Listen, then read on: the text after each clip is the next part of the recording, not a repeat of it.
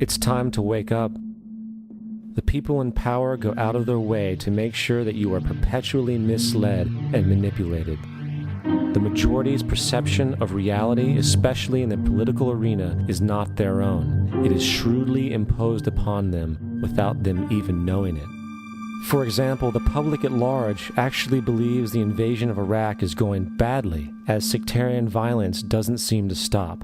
What the public fails to see is that the destabilization of Iraq is exactly what the people behind the government want.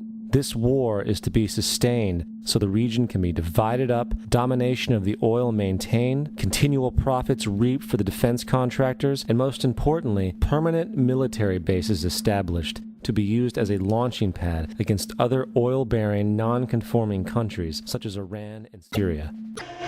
The last thing the men behind the curtain want is a conscious, informed public capable of critical thinking, which is why a continually fraudulent zeitgeist is output via religion, the mass media, and the educational system. They seek to keep you in a distracted, naive bubble, and they are doing a damn good job of it. This is Aaron Russo, a filmmaker and former politician. To his left is Nicholas Rockefeller of the infamous Rockefeller banking and business dynasty. After maintaining a close friendship with Nicholas Rockefeller, Aaron eventually ended the relationship, appalled by what he had learned about the Rockefellers and their ambitions. I got a call one day from an attorney woman I knew, and she said, "Would you like to meet one of the Rockefellers?" I said, "Sure, I'd love to."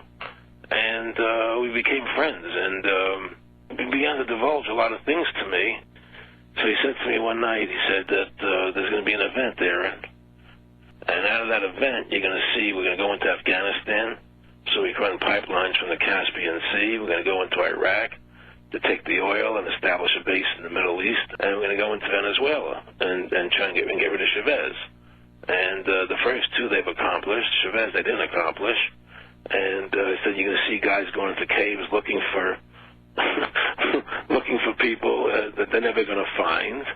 You know, he was laughing about the fact that you have this war on terror. There's no real enemy. He's talking about how by having this war on terror, you can never win it because it's an eternal war. And so you can always keep taking people's liberties away.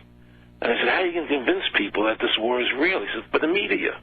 The media can convince everybody it's real. I mean, you know, it's just that you keep talking about things. You keep saying it over and over and over again, and eventually people believe it. You know, you created the Federal Reserve in 1913 through lies. You create 9/11, which is another lie. Through 9/11, then you're fighting a war on terror, and now all of a sudden you go into Iraq, which was another lie, and now they're going to do Iran. You know, and it's all one thing leading to another, leading to another, leading to another. Now, I would say, what are you doing this for? What's the point of this thing? You have all the money in the world you ever want. You have all the power. I said, you know, you're hurting people. It's not a good thing. And he would say, what do you care about the people for? Take care of yourself and you take care of your family. And then I said to him, what are the ultimate goals here? He said, the ultimate goal is to get everybody in this world chipped with the RFID chip and have all money be on those chips and everything on those chips. And if anybody wants to protest what we do or violate what we want, we just turn off their chip. That's right, microchipped. In 2005, Congress, under the pretense of immigration control and the so-called war on terrorism, passed the Real ID Act, under which it is projected by May 2008, you will be required to carry around a federal identification card, which includes on it a scannable barcode with your personal information. However, this barcode is only an intermediary step before the card is equipped with a VeriChip RFID tracking module, which will use radio frequencies to track your every move on the planet. If this sounds foreign to you, please note that the RFID tracking chip is already in all new American passports. And the final step is the implanted chip, which many people have already been manipulated into accepting under different pretenses. We have a Florida family who are really pioneers in a brave new world. They have volunteered to be the first ever to have microchip identification devices implanted into their body. After 9/11, I was really concerned with the security of my family. I wouldn't mind having something planted permanently in my arm that would identify me. In the end, everybody will be locked into a monitored control grid where every single action you perform is documented. And if you get out of line, they can just turn off your chip, for at that point in time, every single aspect of society will revolve around interactions with the chips. This is the picture that is painted for the future if you open your eyes to see it. A centralized one-world economy where everyone's moves and everyone's transactions are tracked and monitored, all rights removed. The most incredible aspect of all. These totalitarian elements will not be forced upon the people. The people will demand them. For the social manipulation of society through the generation of fear and division has completely detached humans from their sense of power and reality. A process which has been going on for centuries, if not millennia. Religion, patriotism, race, wealth, class, and every other form of arbitrary, separatist identification and thus conceit has served to create a controlled population, utterly malleable in the hands of the few. Divide and conquer is the motto, and as long as people continue to see themselves as separate from everything else, they lend themselves to being completely enslaved.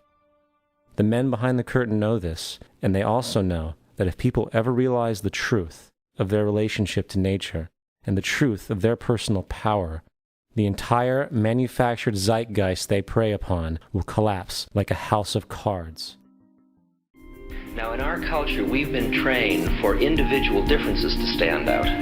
So you look at each person, immediately it is brighter, dumber, older, younger, richer, poorer, and we make all these dimensional distinctions, put them in categories and treat them that way. And we get so that we only see others as separate from ourselves in the ways in which they're separate. And one of the dramatic characteristics of experience is being with another person and suddenly seeing the ways in which they are like you, not different from you, and experiencing the fact that which is essence in you and which is essence in me is indeed one. The understanding that there is no other. It is all one.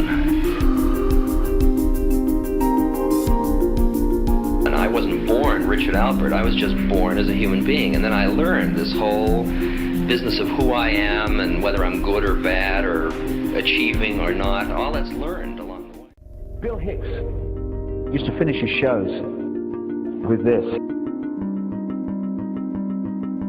Life's like a ride in an amusement park. And when you go on it, you think it's real, because that's how powerful our minds are. And the ride goes up and down and round and round. It has thrills and chills, and it's very brightly colored. And it's very loud, and it's fun for a while.